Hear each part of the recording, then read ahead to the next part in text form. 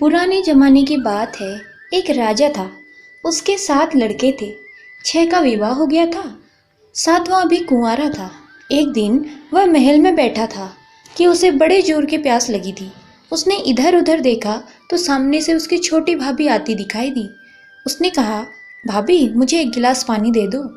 महल में इतने नौकर चाकर होते हुए भी सबसे छोटे राजकुमार की यह हिम्मत कैसे हुई। भाभी मन ही मन खींच उठी। उन्होंने व्यंग भरे स्वर में कहा, तुम्हारा इतना ऊंचा दिमाग है तो जाओ रानी पद्मिनी को ले आओ।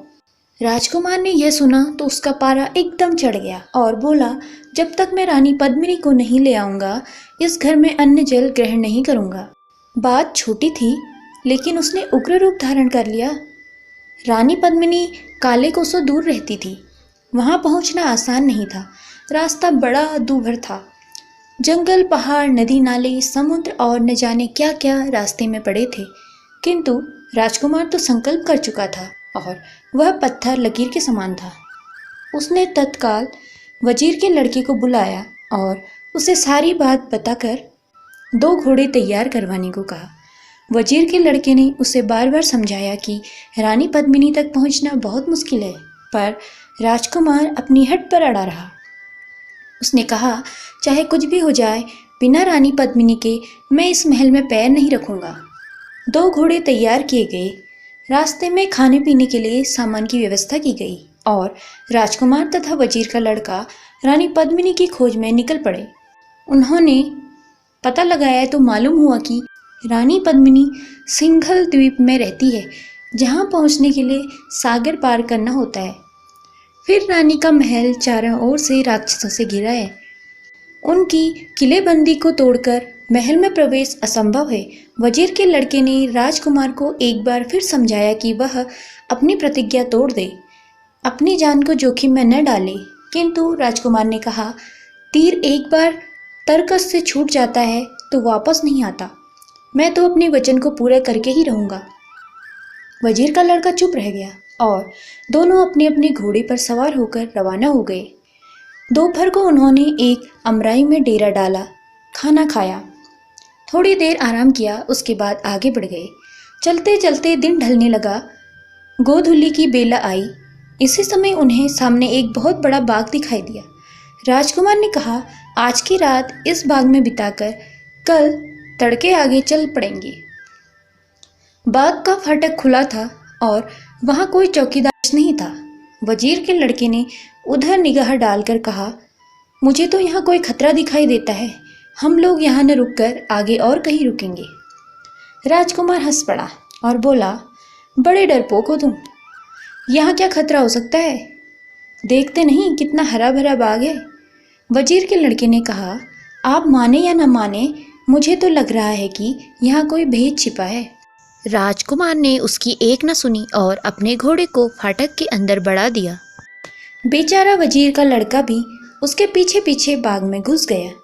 जो ही वे अंदर पहुंचे कि बाग का फाटक अपने आप बंद हो गया।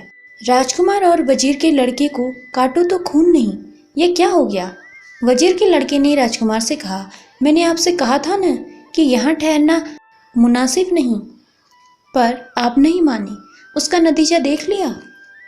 राजकुमार ने कहा, यह सब छोड़ो, यह सोचो कि अब हम करें क्या। वजीर का लड़का बोला, अब तो एक ही रास्ता है कि हम घोड़ों को यहीं पेड़ों से बांध दें और किसी घने पेड़ के ऊपर चढ़कर बैठ जाएं। देखें आगे क्या होता है। दोनों ने यही किया। घोड़े बांधकर वे एक ऊंचे पेड़ पर चढ़ गए और चुपचाप बैठ गए। अंधकार फैल गया, सन्नाटा छा गया। राजकुमार को नींद आने लगी। तभी उन्होंने देखा कि हवा में उड़ता हुआ कोई चला आ रहा है। दोनों कांप उठे। हवा का वेग रुकते ही वह आकृति नीचे उतरी। उसकी शक्ल देखते ही दोनों को लगा कि वे पेड़ से नीचे गिर पड़ेंगे। वह एक परी थी। उसने नीचे खड़े होकर अपने इर्द गिर्द देखा। तभी इधर उधर से कई परियां आ गई। उनके हाथों में पानी से भरे बर्तन थे। उन्होंने वहां छिड़काव किया। वह पानी नहीं, गुलाब का जल था। उसकी खुशबू से ही सारा बाग महक उठा। अब तो उन दोनों की नींद उड़ गई और वे आंखें गड़ाकर देखने लगे वे आगे क्या करती है। हवा में उड़ती एक परी आ रही थी। उसी समय कुछ परियां और आ गई। उनके हाथों में कीमती कालीन थे। देखते देखते उन्होंने वे कालीन बिछा दिए।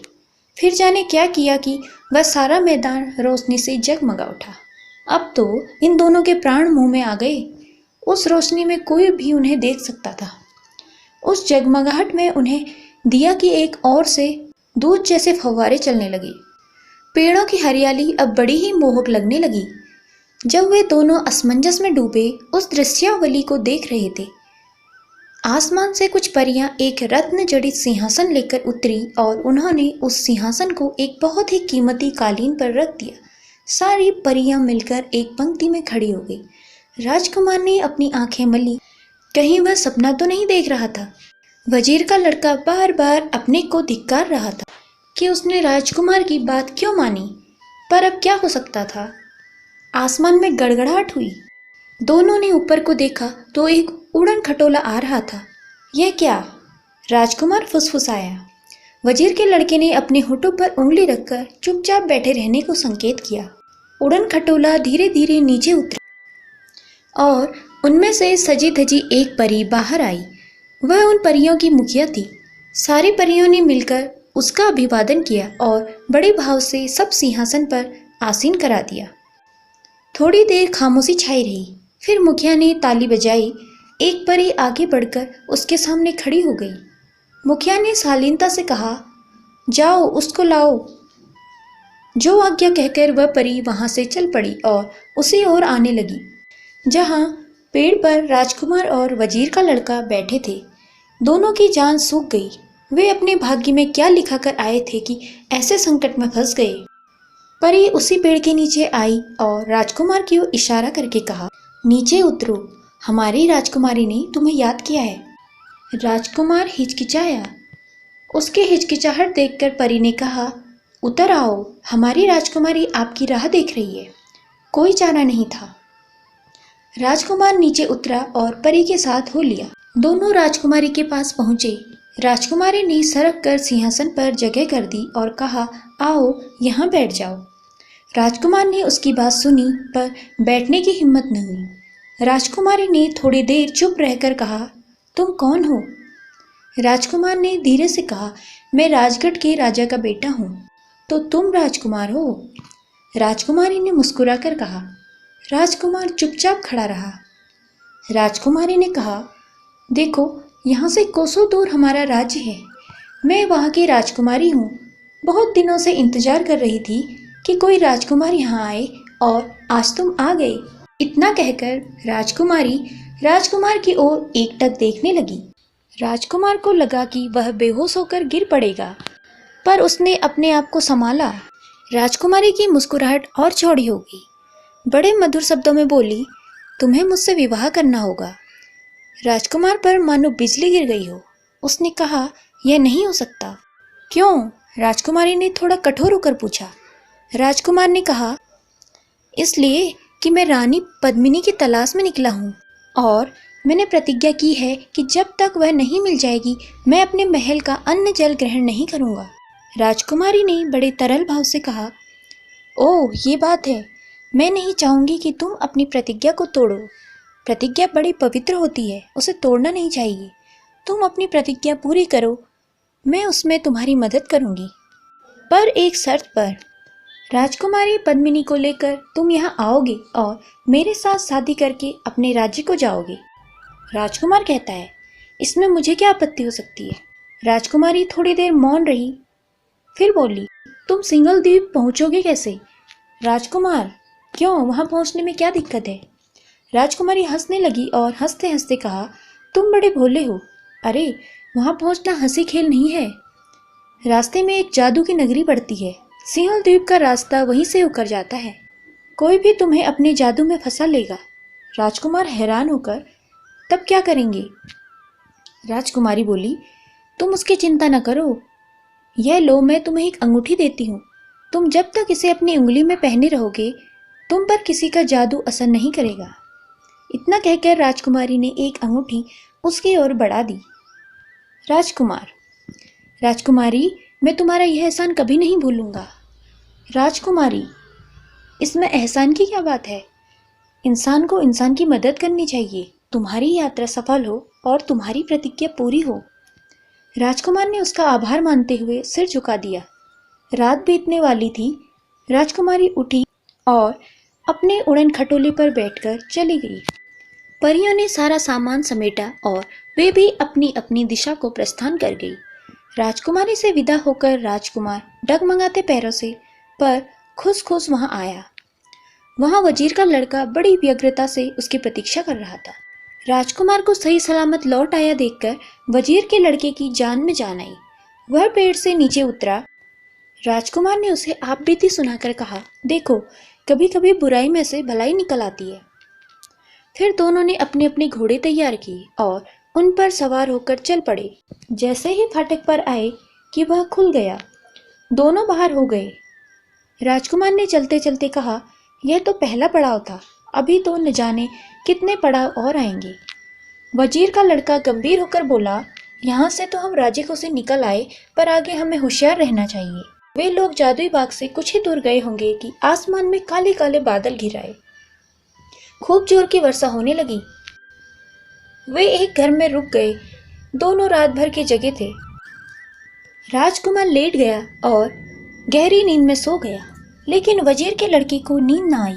वह बैठा रहा। अचानक देखता क्या है कि वजीर के लड़के को नींद नहीं आई। वह बैठा रहा है। अचानक देखता क्या है कि बगल के कमरे से एक काला नाग आया। यह उसी का घर था।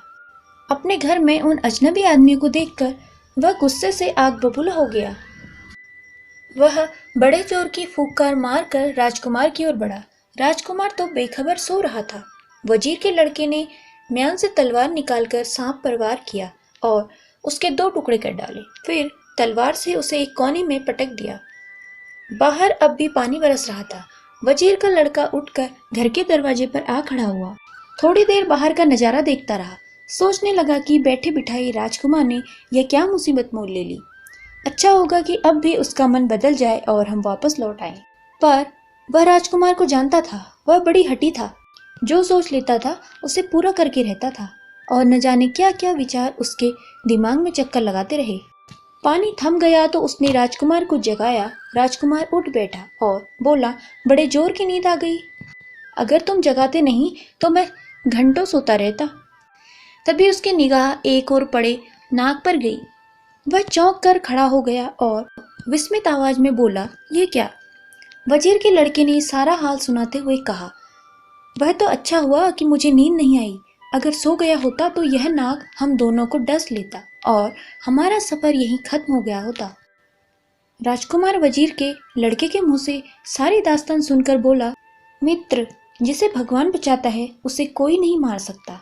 यह भी याद रखो, हम लोग एक बड़े काम के लिए निकले हैं। जब तक वह काम पूरा नहीं हो जाएगा हमारा बाल बांका नहीं होगा। वजीर के लड़के ने इसका कोई जवाब नहीं दिया।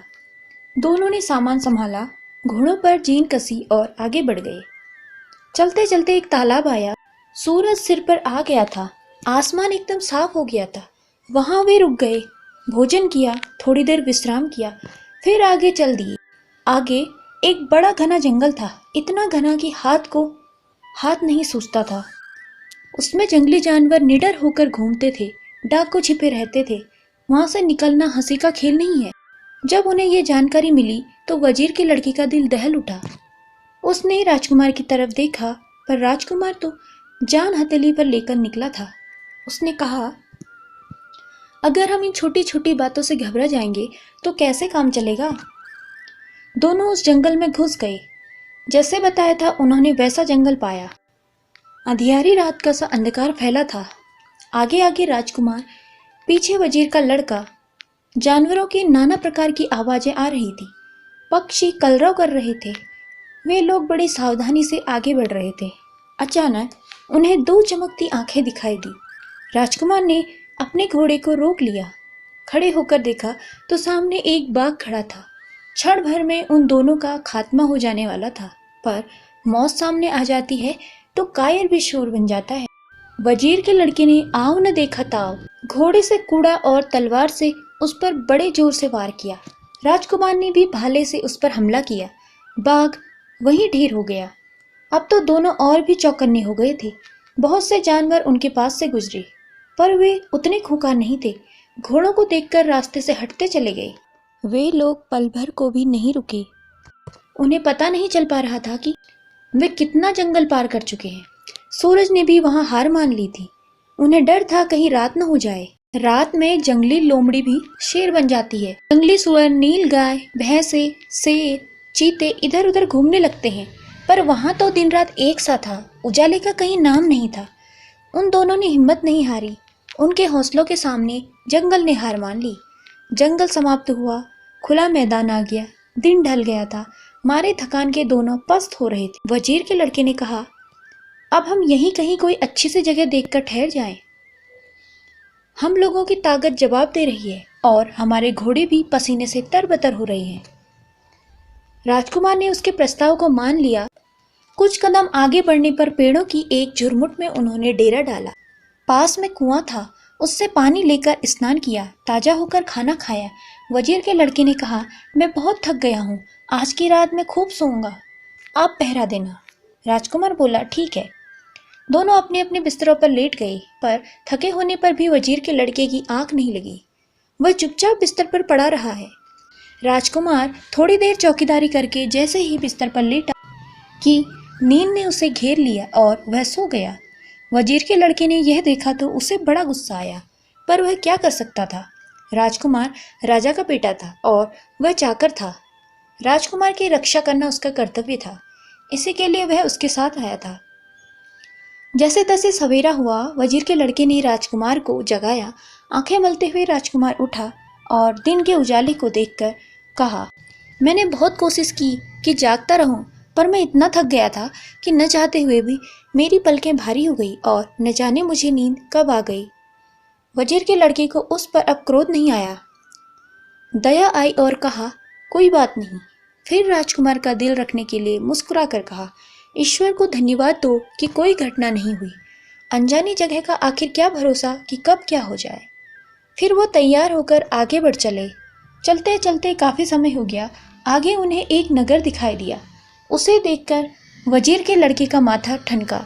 राजकुमार तो भूल गया था, पर उसे याद था कि परियों की राजकुमारी ने कहा था कि रास्ते में एक जादू की नगरी पड़ेगी। हो न हो यह वही नगरी है। उसने राजकुमार से कहा, हम इस नगरी के किनारे के रास्ते से निकल चलें, बस्ती में न जाएं।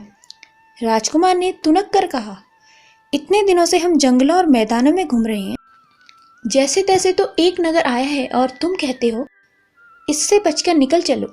नहीं, यह नहीं होगा। राजकुमार की इच्छा के आगे वजीर का लड़का झुक गया और दोनों ने नगर में प्रवेश किया। नगरी की बनावट और सजावट को देखकर मुग्ध हो गया। बोला, वाह, ऐसी नगरी को देखने के आनंद से तुम वंचित होना चाहते थे। ऐसे घर, ऐसे महल, ऐसे बाग बगीचे कहाँ देखने को मिलते हैं। अपने अपने घोड़ों पर सवार दोनों नगर के भीतर बढ़ते गए। अकस्मात भांति भांति के फूलों और लता से सजे एक बगीचे को देखकर राजकुमार अपने घोड़े पर से उतर पड़ा और बगीचे की शोभा निहारने लगा। तभी सामने के घर से एक बुढ़िया दौड़ी आई। राजकुमार से लिपटकर फूट फूट कर रोने लगी। बुढ़िया का रोना रुका तो वह बोली, मेरे बेटे, तुम कहाँ चले गए थे। राजकुमार भौचक्का सा रह गया। यह माजरा क्या है।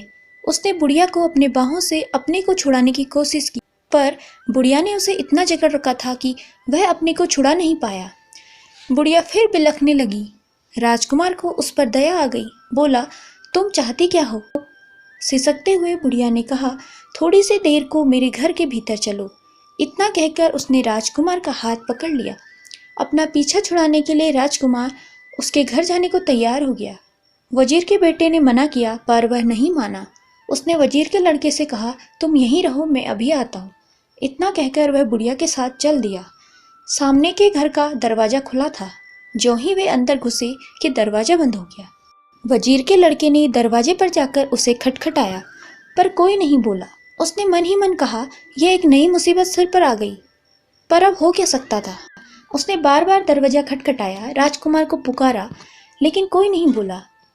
हार कर वह अपनी जगह पर बैठ गया और राजकुमार के आने की प्रतीक्षा करने लगा।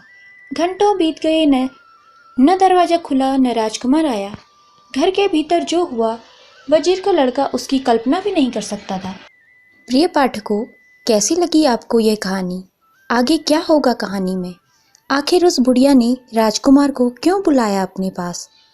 क्या वह सच में उस राजकुमार की माँ है या उसकी कोई और माया है ये? ऐसे कई सवालों के जवाब जानने के लिए इस कहानी का दूसरा पार्ट जरूर देखें। धन्यवाद।